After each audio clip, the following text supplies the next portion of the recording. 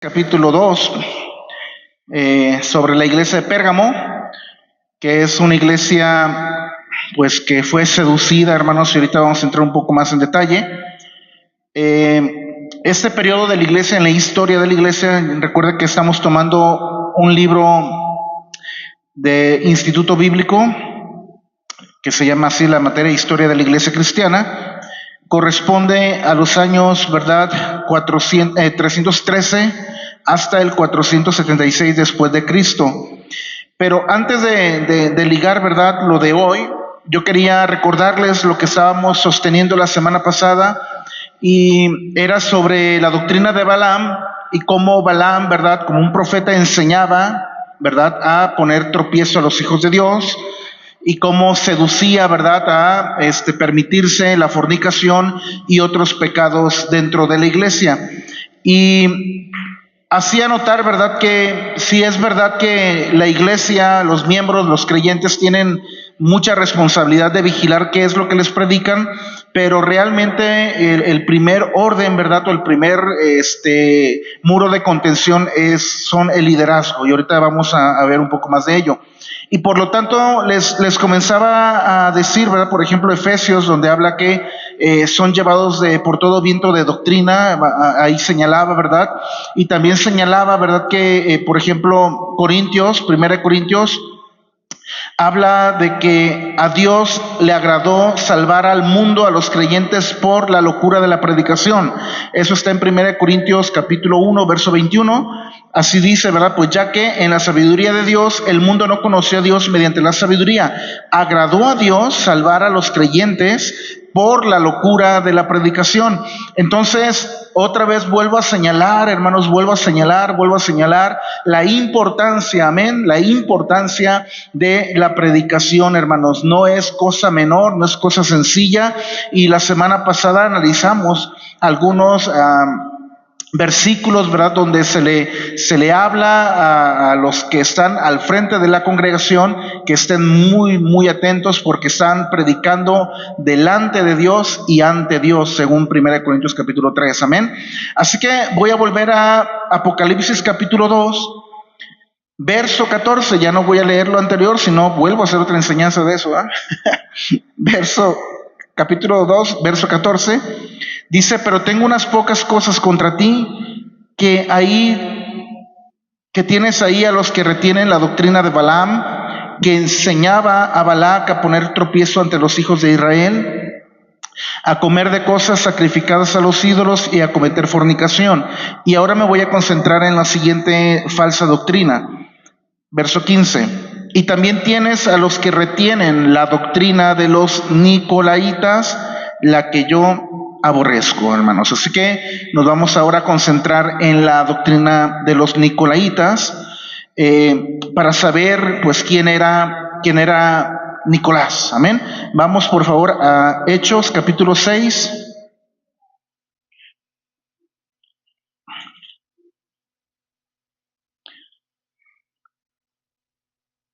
Verso 5. Dice: agradó la propuesta a la multitud y eligieron a Esteban, varón lleno de fe y del Espíritu Santo, a Felipe, a Prócoro, a Nicanor, a Timón, a Parmenas y a Nicolás, prosélito de Antioquía. Amén. Entonces, según los expertos, hermanos, amén, según otros predicadores también, a este Nicolás se está refiriendo Apocalipsis capítulo 2, verso 15. La doctrina de los nicolaitas fue lo que sí no han podido establecer, y quiero ser honesto en esta noche, no han podido establecer si Nicolás pervirtió el mensaje o los seguidores de Nicolás pervirtieron el mensaje. Porque el predicador, hermanos, es responsable de lo que dice, y los creyentes son responsables de lo que interpreta lo que dice el predicador. ¿Estamos bien? Por eso tenemos que poner atención, porque a veces me entero de algunas cosas o me comentan algunas cosas y yo dije, a ver, pero yo no quise decir lo que dije. o yo no dije lo que dije. Entonces tenemos que ser bien cuidadosos. El predicador tiene que especializarse, ¿verdad? Y tiene que estudiar bien y tiene que hablar con responsabilidad y decir las cosas bien.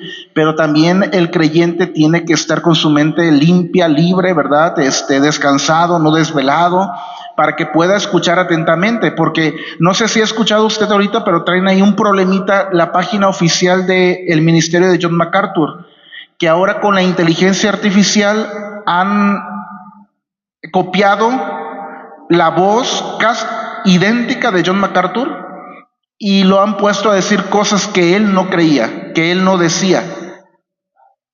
Amén. Entonces, hoy ya es posible, con cualquier aplicación, hermano, usted puede usar mi voz incluso, ¿verdad? Incluso hasta han hecho fraudes ya, ¿verdad? Con una voz idéntica, hermanos. Hoy estamos con unas tecnologías muy impresionantes, ¿no? Así que en este caso, hermanos, ¿verdad? Los expertos dicen que este Nicolás de Hechos capítulo 6, verso 5, se corresponde al que se denuncia en Apocalipsis capítulo 2, verso 15. Pero repito, no se sabe si Nicolás fue apostató al final de sus días, o los discípulos de los seguidores de Nicolás pervirtieron algunas de sus enseñanzas, hermanos. Los estudiosos sostienen que los nicolaitas, hermanos, promovían un abuso de la enseñanza bíblica, escuche, sobre la libertad cristiana. Amén. Sobre la libertad cristiana. Entonces, ellos, muchos de estos se puede resumir en la frase: ya eres hijo de Dios, haz lo que quieras. No sé si usted la ha escuchado. Ya eres salvo, salvo, siempre salvo, y ahora haz lo que quieras. Entonces, a esto se refiere, hermanos, ¿verdad? El asunto de que los nicolaitas promovían este tipo de enseñanza, amados. Y escuche bien, a esto, hermanos, a este abuso, ¿verdad?, de la libertad, escuche, se le llama teológicamente antinomianismo. Amén. Nomianismo, nomos significa ley y anti significa rechazo. Por lo tanto, el antinomianismo es la actitud de un creyente que dice: a mí ninguna ley me puede dirigir, ni la ley del Antiguo Testamento, ni la ley moral, ni la ley del pastor, ni la ley de nada. Es un rebelde completamente que no se deja gobernar por nadie. Entonces, para poderlo tomar en dimensión, hermanos, el antinomianismo es el opuesto al legalismo. El legalismo, recuerde usted, dicen prohibido esto, prohibido esto, prohibido esto, prohibido, prohibido, prohibido, prohibido, prohibido, prohibido, prohibido, prohibido, prohibido todo. Ese es un extremo hasta por acá. Y el otro extremo del legalismo está hasta por acá, que es antinomianismo, donde todo es posible, donde todo hay un libertinaje, no libertad, no, libertinaje para poder vivir. Y en el centro, hermanos, tenemos la respuesta a las dos posturas, que es el evangelio. No sé si lo alcanza a leer, a ver. Amén. La respuesta la centralidad, hermanos, es el evangelio. Ni legalismo ni antinomianismo, sino que podamos vivir por gracia, por amor, por misericordia, buscando siempre, ¿verdad?, el perdón de Dios. Entonces, en el antinomianismo, hermanos, solamente voy a mencionar lo que dice primera carta de Corintios 10:23. Pablo dice: todo me es lícito, pero no todo me conviene. Todo me es lícito, pero no todo edifica. Entonces, ¿qué es lo que significa, hermanos, todo? Bueno, pues todo es todo. Así que Pablo dice que todo le es legal, todo le es lícito hacerlo. Pero la pregunta viene: ¿me conviene? ¿Me conviene hacer tal cosa? Es decir, nadie me puede juzgar. Ahí adelante viene ese asunto, ¿no? Que nadie te juzgue por día, por comida, bla, bla, bla. La pregunta es esta: ¿me conviene hacer esto? ¿Me conviene ir acá? ¿Me conviene hacer tal cosa? ¿Me conviene decir? Todo me es lícito. Pablo dice: todo es todo. Todo me es lícito. Ahora la pregunta es: ¿me edifica? Amén.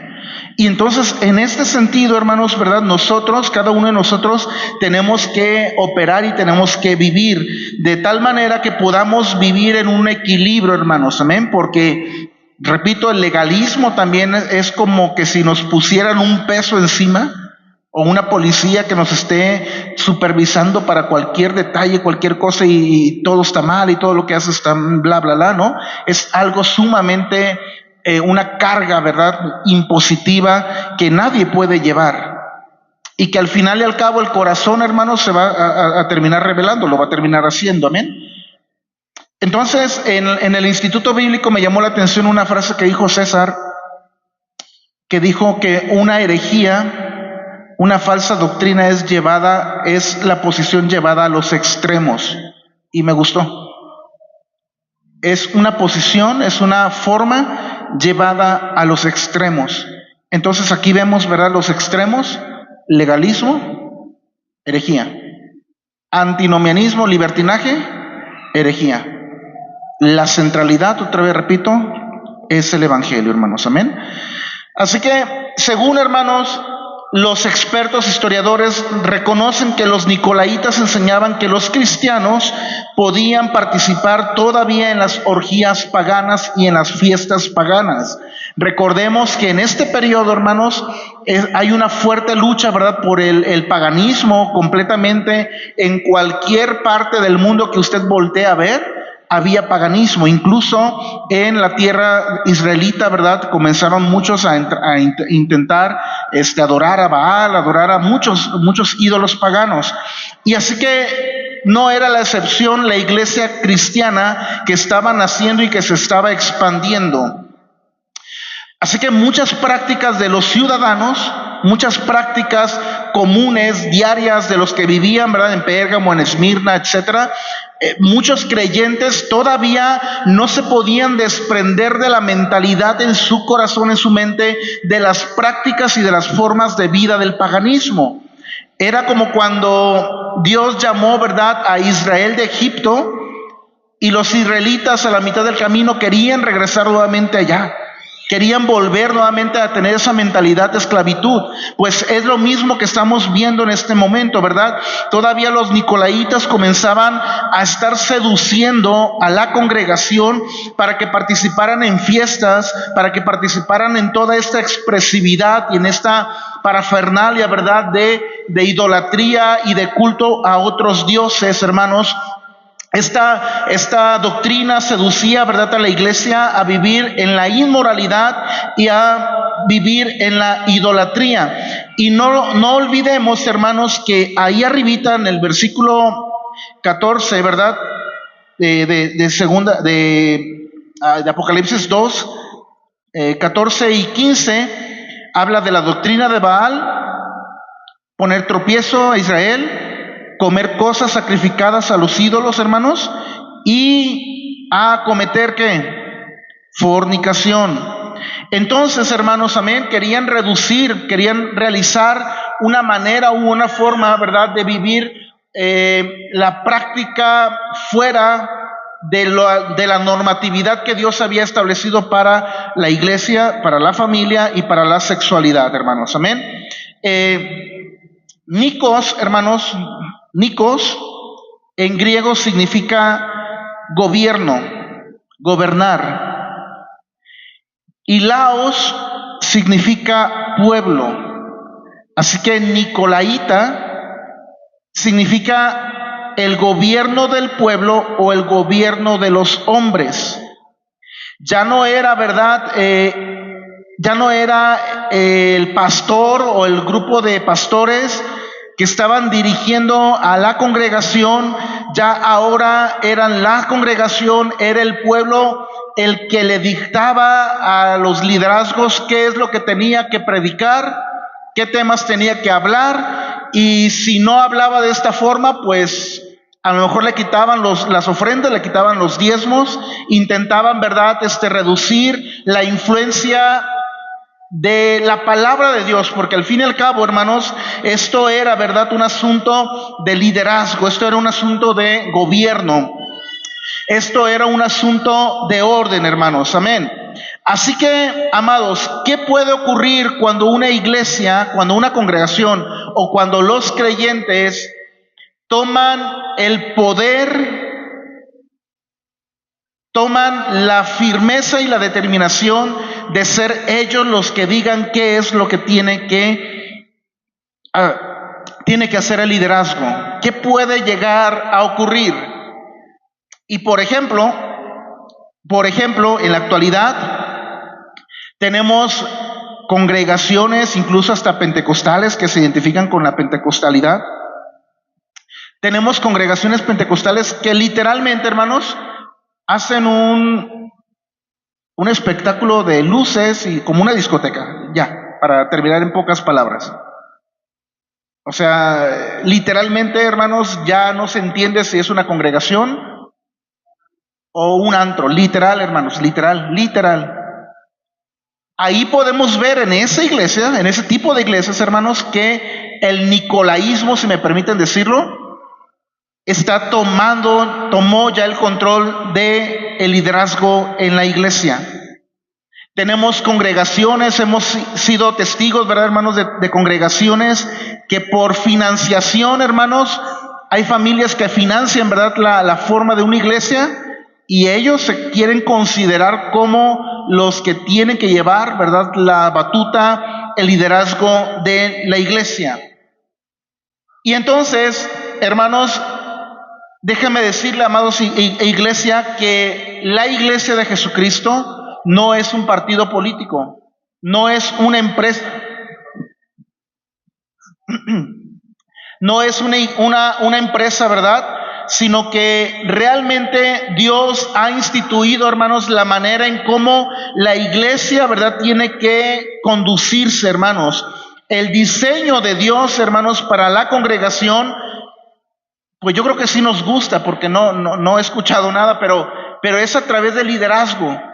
Hay un liderazgo, hermanos, que Dios ha instituido en una congregación.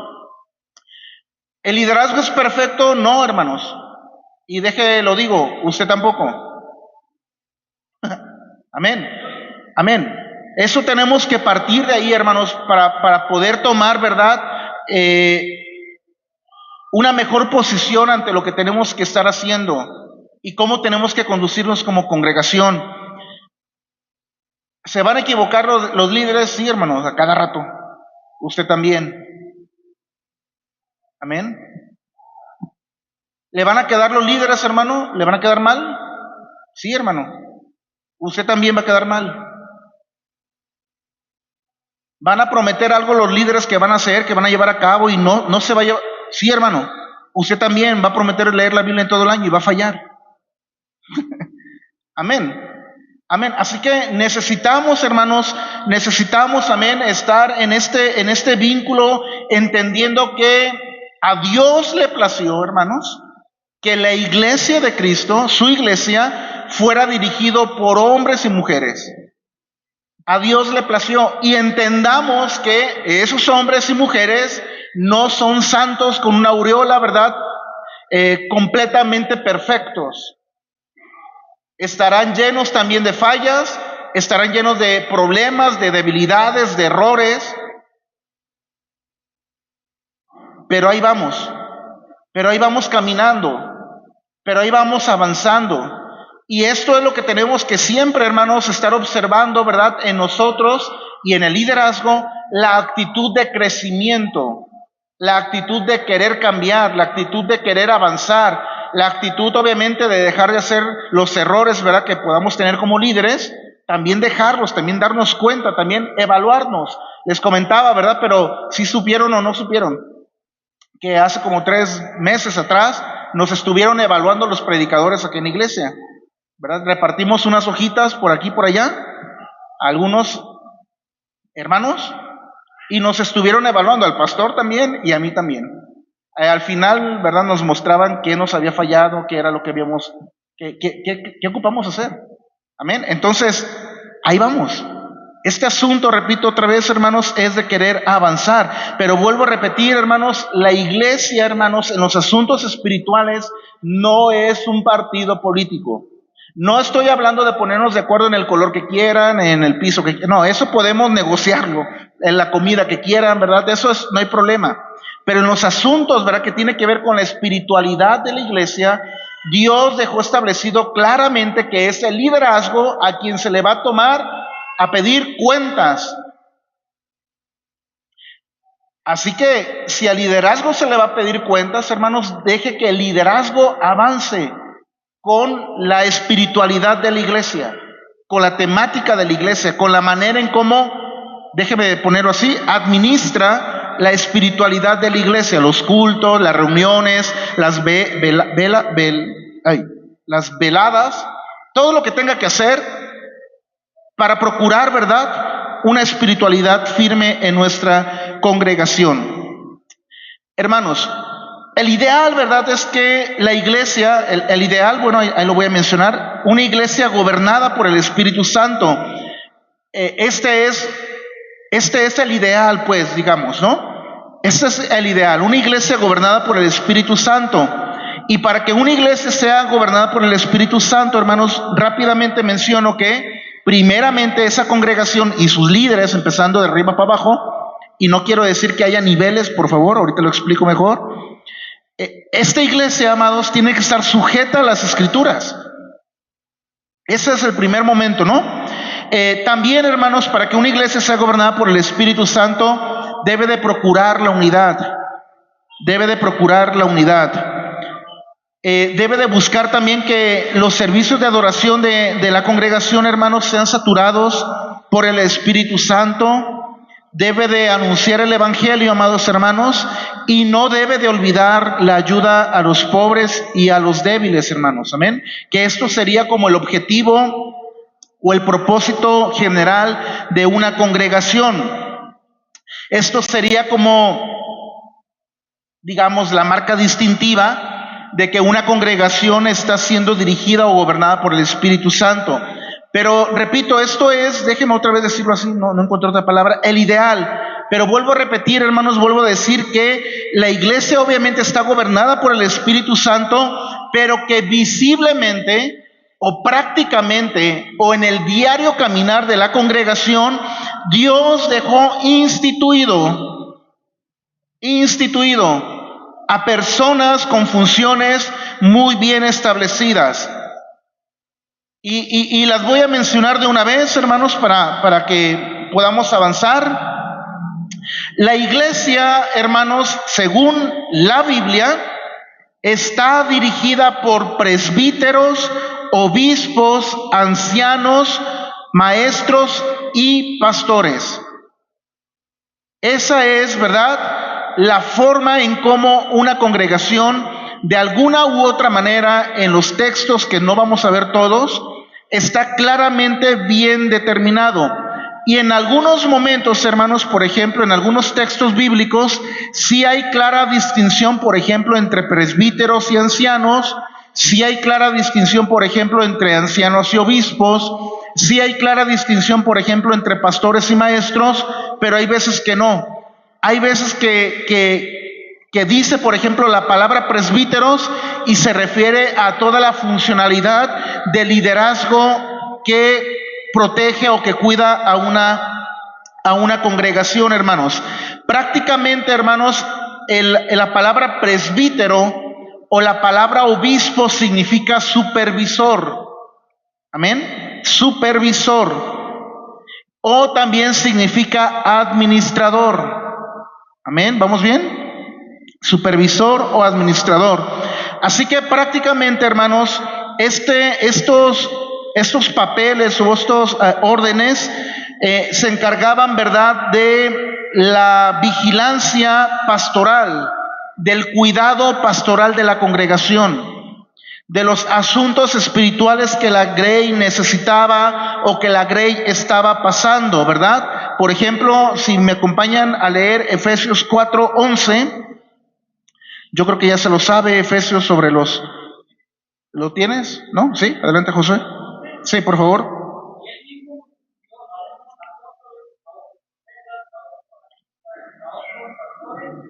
Gracias. Y Hechos 20:28 dice: por tanto, mirad por vosotros y por todo el rebaño en que el Espíritu Santo os ha puesto por obispos. Amén. O sea, o por pastores, aquí está hablando del pastorado, por obispos o por pastores para apacentar la iglesia del Señor, la cual Él ganó por su propia sangre. Así que, de aquí en adelante, hermanos, cuando me refiera, por ejemplo, al obispado, por favor entienda que es un asunto, un término bíblico. Amén. Aquí en la congregación no se le llama así, ¿verdad? Aquí en Rehoboth se le llama obispo, ¿verdad? Al presidente de Rehoboth se le llama obispo, ¿verdad? Pero en las asambleas de Dios se acostumbra, por ejemplo, a llamársele superintendente, o también se le llama presbíteros. Amén.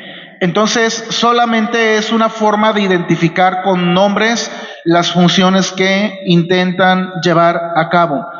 Y hermanos, durante todo el primer siglo, hermanos, de la comunidad cristiana, las congregaciones, hermanos, eran gobernadas por un grupo de ancianos y de obispos, de manera que no hay evidencia, hermanos, de que un solo pastor se le cargara la responsabilidad de dirigir la iglesia como lo realiza un pastor moderno.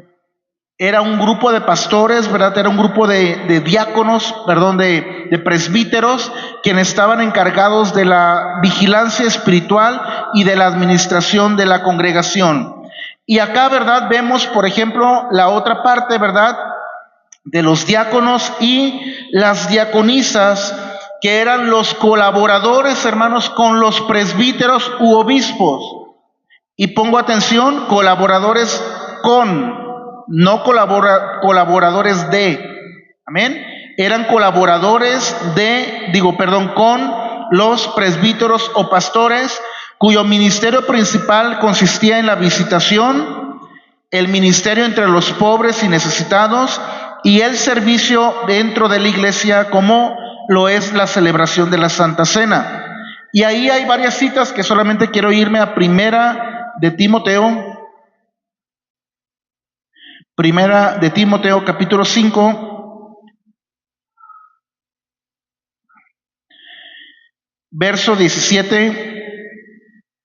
Dice: los ancianos que gobiernen bien sean tenidos por dignos de doble honor, mayormente los que trabajan en predicar y en enseñar, pues la Escritura dice: no pondrás bozal al buey que trilla, y digno es el obrero de su salario. Contra un anciano no admitas acusación, sino con 2 o 3 testigos. Y bueno, ahí atrás y adelante, ¿verdad? Hay varias cualificaciones sobre el liderazgo. Entonces, amados hermanos, resumiendo este punto, pues eso, ¿no? La iglesia de Cristo así funciona, hermanos. Tenemos un liderazgo, tenemos un pastor, ¿verdad? Principal, y ahí tenemos nosotros que apoyar, tenemos que caminar, tenemos que seguir. Bueno, te lo comento. Vamos a ver cómo funcionaba una iglesia, hermanos, primitiva. Vamos a Hechos capítulo 13. Hechos capítulo 13, verso 1. Dice: había entonces en la iglesia que estaba en Antioquía profetas y maestros. Mire cómo están juntos, profetas y maestros. Y aquí viene una lista de estos profetas: Bernabé, Simón el que le llamaban Níger, Lucio de Cirene, Manaén, el que se le había criado junto con Herodes el tetrarca, y Saulo. Entonces note que eran varios, no era solamente uno. Y dice el verso 2: ministrando estos al Señor y ayunando, dijo el Espíritu Santo: apartadme a Bernabé y a Saulo para la obra a que los he llamado. Entonces, habiendo ayunado y orado, les impusieron las manos y los despidieron. Esto significa, amados hermanos, que pues Bernabé y Saulo, que eran parte del liderazgo en Antioquía, que eran parte del grupo de pastores y de maestros, profetas y maestros, ese grupo de pastores, de maestros y profetas, de ese grupo, hermanos, llamaron a Bernabé y a Saulo. Amén. Dice que a estos dos hombres, a Bernabé y a Saulo, les impusieron las manos. ¿Quiénes? El liderazgo, hermanos. El liderazgo le impuso las manos y los enviaron. Pero quiero yo que usted note lo que dice en el verso 2. Ministrando estos al Señor y ayunando, dijo el Espíritu Santo. Ándele. Entonces, lo que nos da a entender, ¿verdad?, es que el liderazgo, hermanos, con las decisiones que tome, hermanos, es la representación, es la parte de la voluntad que Dios quiere para la congregación. Amén. ¿Vamos bien? ¿Lo voy diciendo bien? Es lo que Dios quiere, ¿verdad? Para que pueda ser, ¿verdad?, una congregación pueda avanzar. En el verso 4 dice, ellos entonces enviados por el Espíritu Santo. ¿Quién los envió, hermanos? Bernabé, pero ¿quién los envió? ¿Pero quién les impuso las manos? Los líderes. Ándale. Entonces, ¿aquí qué modo? Hermanos, está súper fácil, amén. Hermanos, está enseñando aquí un principio de orden, un principio de autoridad. Es muy fácil para muchos decir, yo tengo el llamado de abrir una iglesia. A lo mejor sí lo tiene, a lo mejor sí.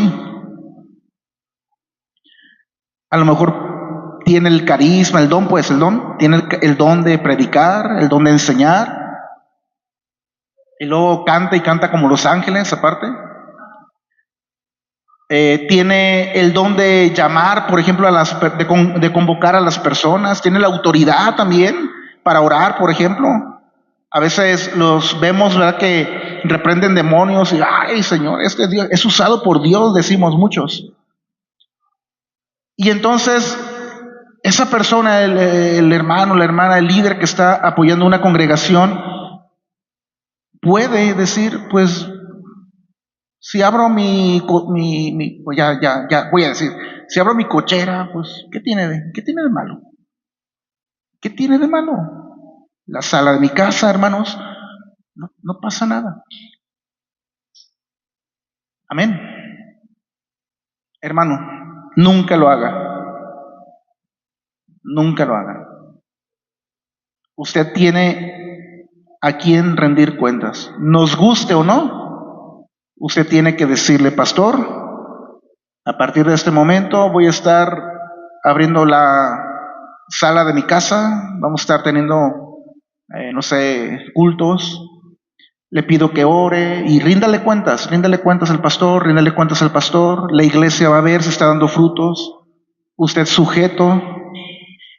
Y como dijo, ¿verdad?, si este asunto es de Dios,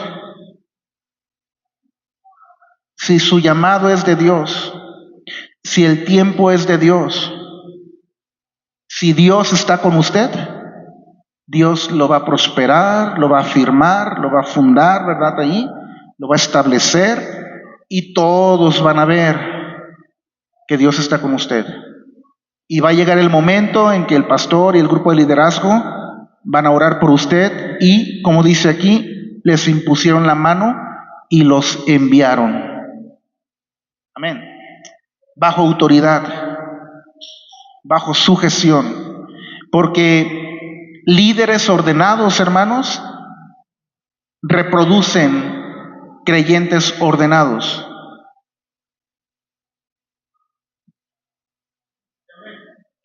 Líderes que se sujetan a sus líderes también producen creyentes sujetos también. Y lo contrario, líderes desordenados.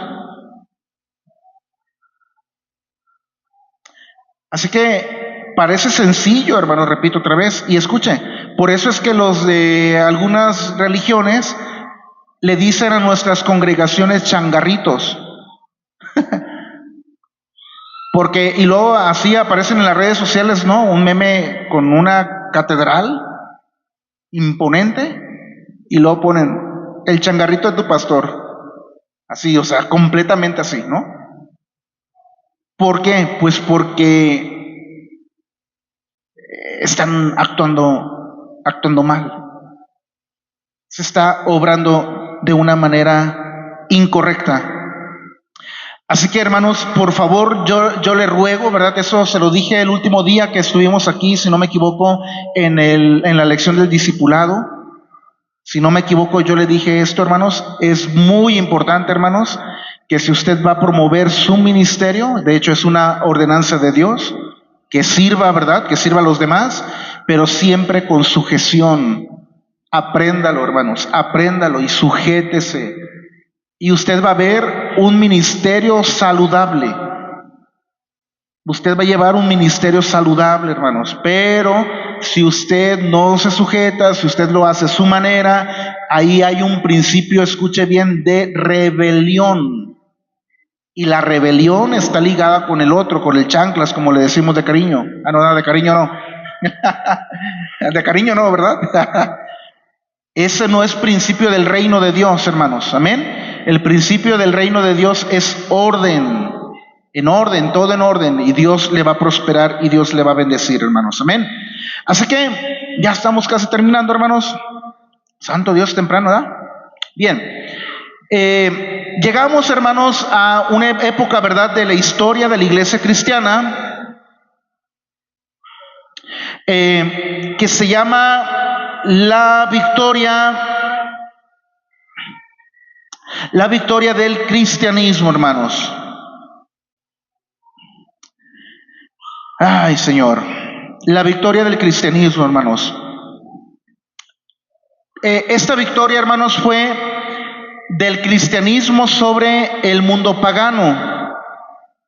Cerca del año 305 después de Cristo, hermanos, cuando Diocleciano, un emperador sumamente malvado, abdicó el trono imperial, la religión cristiana estaba completamente prohibida y las más cruentas persecuciones, que no las voy a mencionar, estaban efectuadas durante su periodo.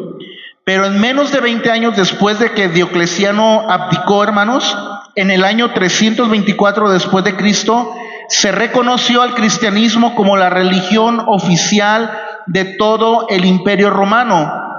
Y por primera vez, un emperador cristiano ejercía autoridad sobre una corte que también ya era cristiana y que dictaban leyes que beneficiaban a los creyentes.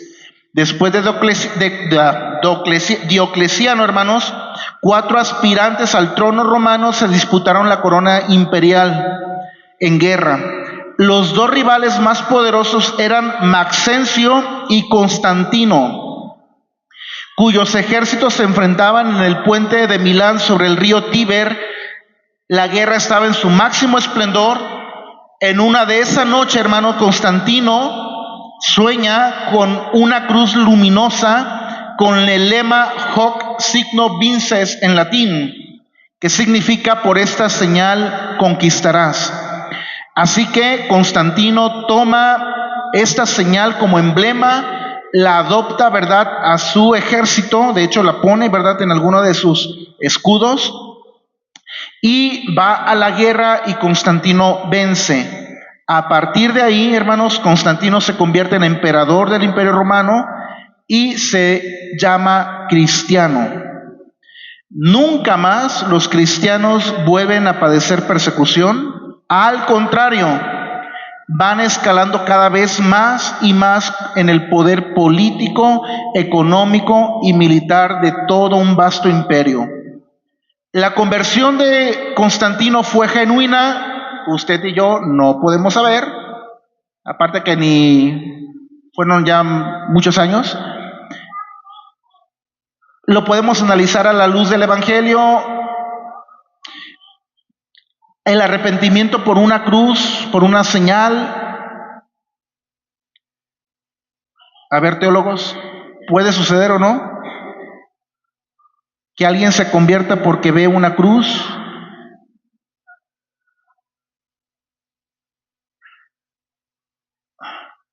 Tuvo errores durante su vida como cristiano, como se denominó Constantino, sí, tuvo muchos errores. Tuvo aciertos, sí, claro. Muchos escritores testifican, por ejemplo, que la mamá de Constantino sí fue una mujer muy cristiana. Otros dicen que Constantino pidió ser bautizado hasta antes de su muerte, ya en el lecho de su muerte, dicen que Constantino pidió que lo bautizaran, pero muy probablemente porque ya había ciertas prácticas cristianas que le atribuían al acto del bautismo como acto purificador y salvífico. Así que, pues, si no puedo yo juzgarle a usted que lo veo, si es cristiano o no, pues mucho menos a Constantino que no lo veo. Amén. Pero lo que sí quiero decir que a partir de aquí, hermanos, hay, ¿verdad?, una cierta conquista, amados hermanos, del cristianismo sobre una forma de vida pagana.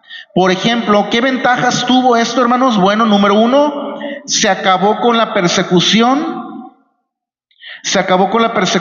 de una vez y para siempre.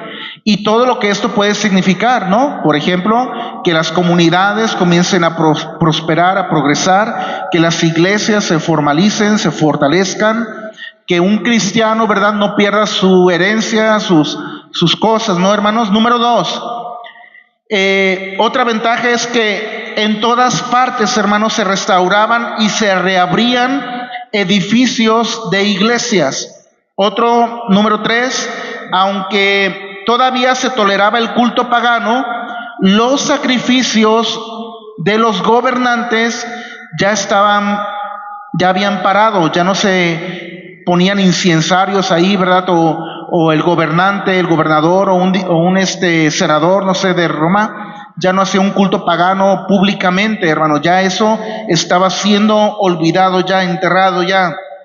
4. En muchos lugares, hermanos, los templos paganos se consagraron como iglesias cristianas, y esto no podemos evitarlo, hermanos. Esto es historia, repito. Número 5, al clero, hermanos, se le otorgaron muchos privilegios, a los obispos, a los arzobispos. Esto en primer lugar fue un beneficio inmediato, pero rápidamente esto se desencadenó en un mal superior, que luego vamos a ver más adelante la necesidad de la reforma. Número 6, poco a poco, hermanos, los fondos públicos del gobierno fueron destinados a construir iglesias y a pagar el sueldo de los obispos.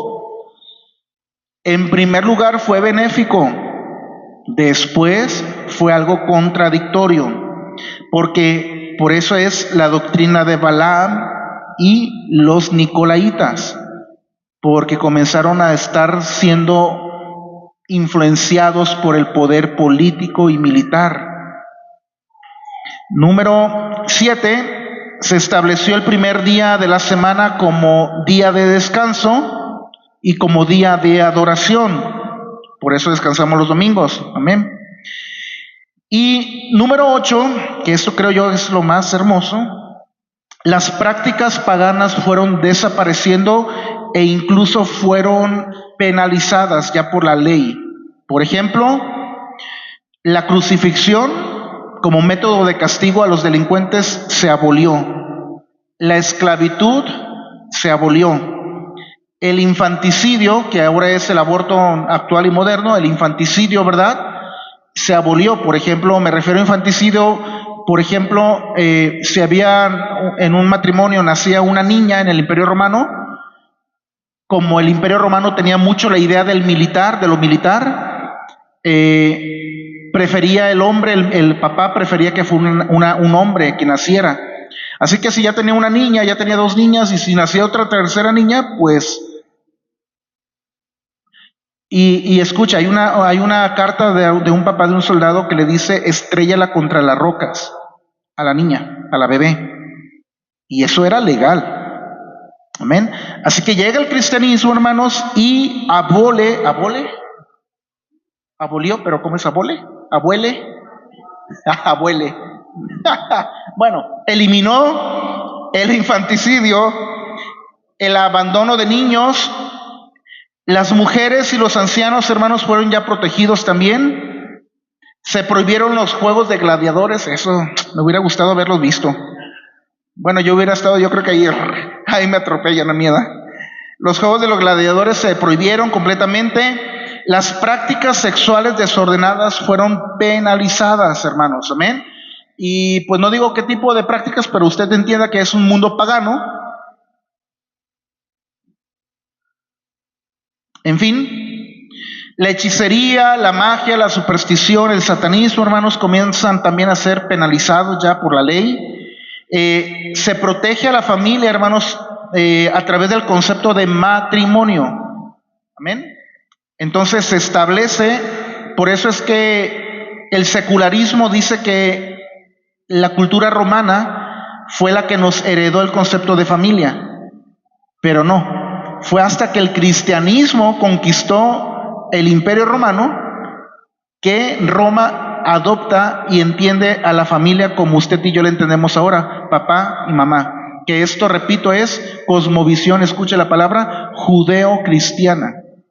Así que cuando escuche, es que Roma no se heredó, no, tranquilo. Que tengan mi salsa huichol y ahí les voy. ¿Sale? Entonces se establece ya, hermanos, un concepto legal que se llama, repito, matrimonio, para cuidar a la mujer, a la esposa, para protegerla, para garantizarle la herencia, y se establece, ¿verdad?, el patrimonio del papá, la herencia, repito, para que la esposa y los hijos estén protegidos. Y ahí vienen los apellidos, ¿verdad? ¿Por qué se apellidan con el apellido del papá y no de la mamá? ¿Por qué no? ¿Por qué del papá? Bueno, es que ahorita tenemos ya ADN, pero antes, ¿verdad?, el papá tenía que creer por fe que era su hijo, era su hija.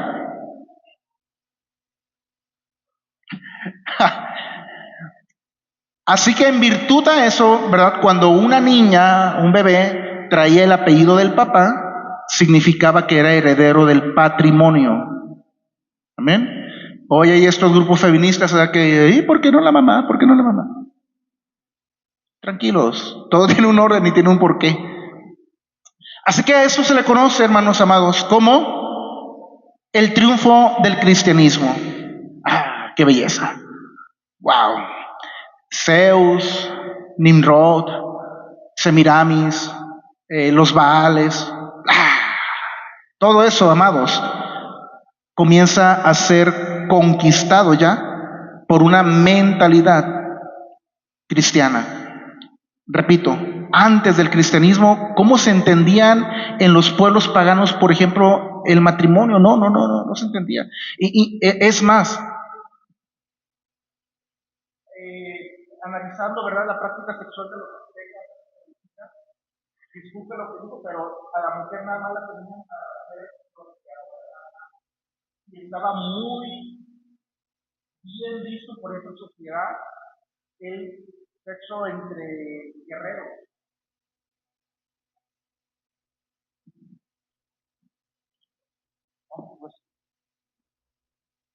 ¿Sale?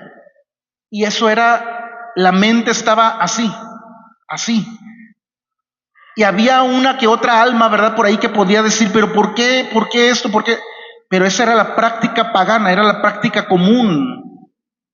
Hoy vuelvo a repetir, aunque sean cristianos o no, pero al menos la mayoría de aquí de los mexicanos entienden la formación de un matrimonio, que ya está recibiendo ataques, ¿verdad?, y están atacando para que la familia mononuclear, parental, homoparental, y, o sea, están otra vez volviendo las prácticas del paganismo, se están volviendo a implementar.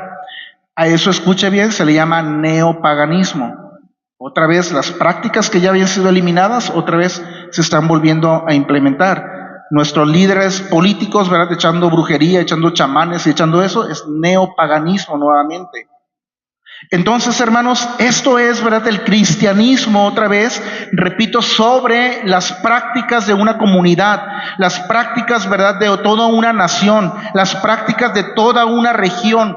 Antes de Cristo era paganismo, era oscuridad, era fetichismo, era brujería, hermanos, era satanismo. Antes de Cristo, en el Imperio Romano, hermanos, en la Europa medieval, antes del medievo, era completamente oscurantismo, hermanos.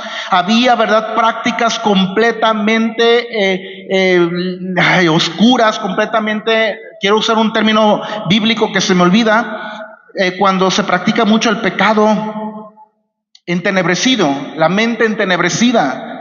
Toda esa Europa, toda esa África, ¿verdad?, que estaba ahí sin el cristianismo, su forma de vida, su modelo de vida, su modelo de hablar, su modelo de respetar, por ejemplo, el hijo a la mamá, estaba entenebrecido. Fue el cristianismo quien le dice al hijo: honra a tu padre y a tu madre. Amén. Y ahí comienza a formarse una mentalidad cristiana en la sociedad. Es el cristianismo el que le dice, ¿verdad?, a una sociedad: no robarás. Y comienza a traer orden en una sociedad, órdenes en las calles. Es el cristianismo, hermanos. Por lo tanto, hay una frase de un experto, no sé cómo se llama, que dice: Europa no nació civilizada, el cristianismo la civilizó. Amén. Y lo que hoy vemos, ¿verdad? Mire, todos esos imperios tienen como forma de etiqueta en sus banderas, en sus escudos nobiliarios, tienen una relación directa con el cristianismo. Otra vez, Europa no nació civilizada, Europa no nació educada, Europa era mal educada. La higiene era interrogada para muchos. El cristianismo la civilizó. Les comienza el cristianismo a formar en la mentalidad cómo es la práctica sexual en el matrimonio. Tal, así, así. Imagínese antes, con una mente pagana, perdón, pero ¿por qué está transmitiendo, pastor?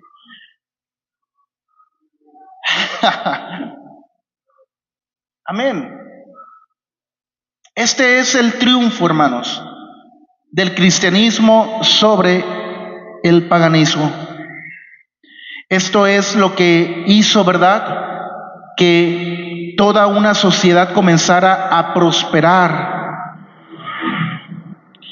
y comenzara a ver la vida de otra manera. ¿Por qué Europa es próspera? ¿Por qué Estados Unidos es próspero? Es el cristianismo el que le ha dicho. ¿Por qué la India, por ejemplo, siendo millones y millones de habitantes, no pueden ser prósperos completamente? Por ejemplo, porque ellos tienen en su cosmovisión, por ejemplo, el que la vaca es sagrada. Así que no van a ser ganaderos nunca, como los tejanos. ¿Por qué? Porque tienen un problema en su mentalidad, en su cosmovisión. No pueden explotar eso. No pueden. Por ejemplo, hay culturas, no me acuerdo si el hindú o no me acuerdo cuál, al árbol ahí, el árbol no pueden explotar porque Thor, no sé qué. ¿Quién es Thor? ¿Quién es? ¿La mitología de quién? ¿Pero quién es ese pueblo? Los celtas, sí, pero en la actualidad es el país Irlanda, países nórdicos por allá. Así que no podían ellos conquistar la naturaleza, no podían explotar la naturaleza, no podían utilizar la naturaleza para prosperar. En cambio, el cristianismo, Génesis, le dice: señorea sobre los peces, siembra, cosecha. Eso trae prosperidad a las naciones, y eso solamente el cristianismo lo tiene.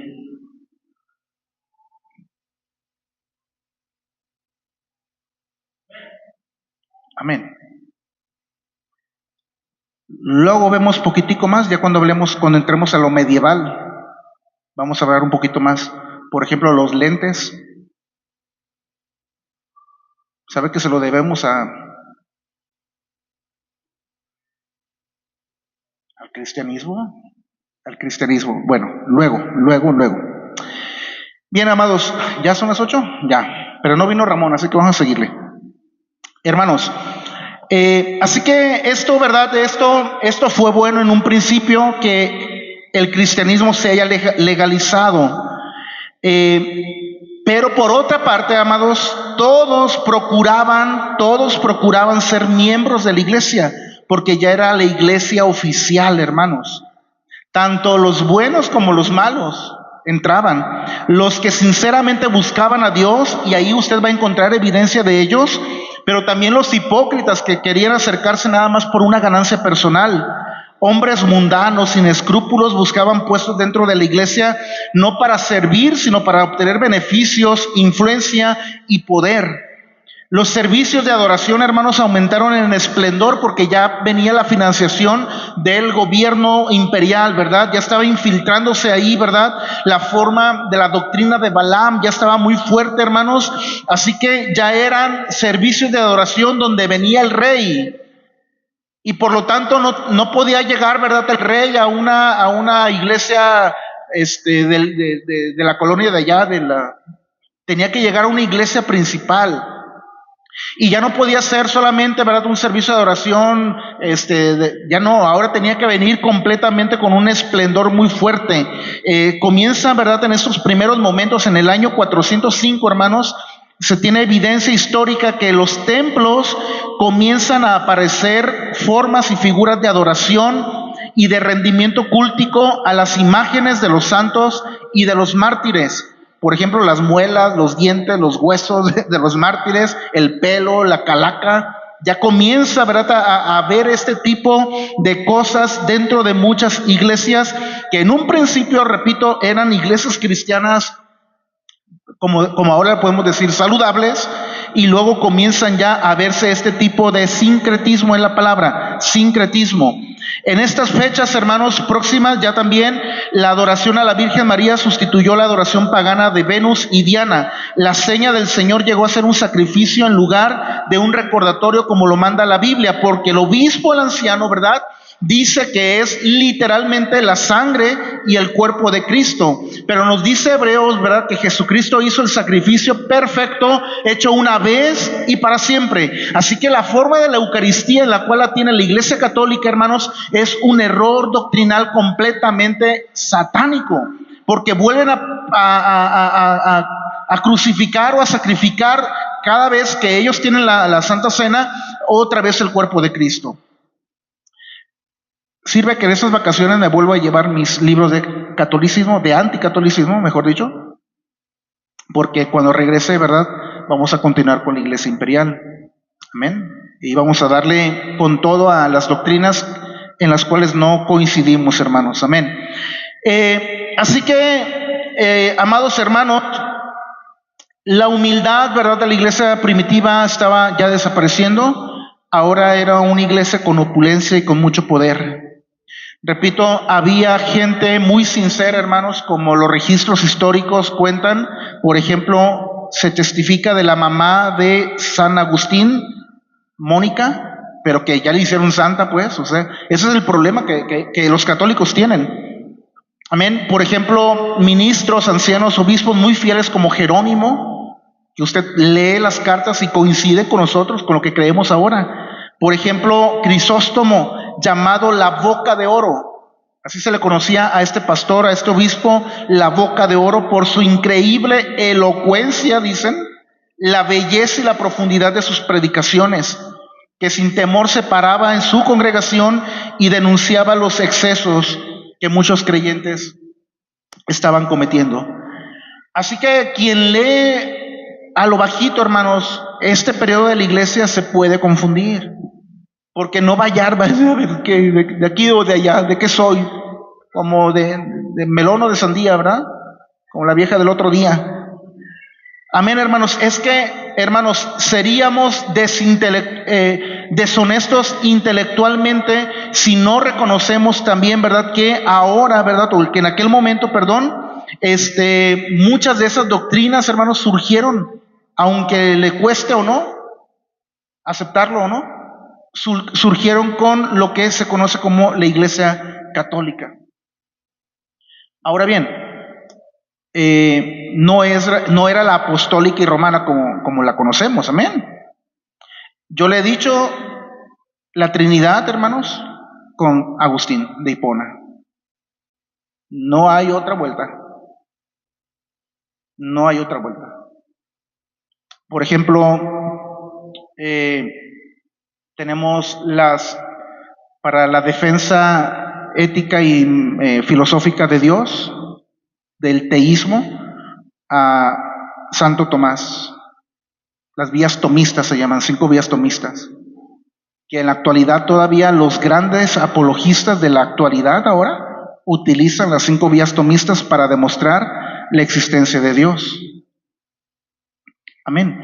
Así que vayamos arrastrando muy bien dónde comienza a nacer la necesidad, escuche bien, de lo que Martín Lutero reforma. No era una separación lo que Martín Lutero quería, era reformar a la iglesia cristiana.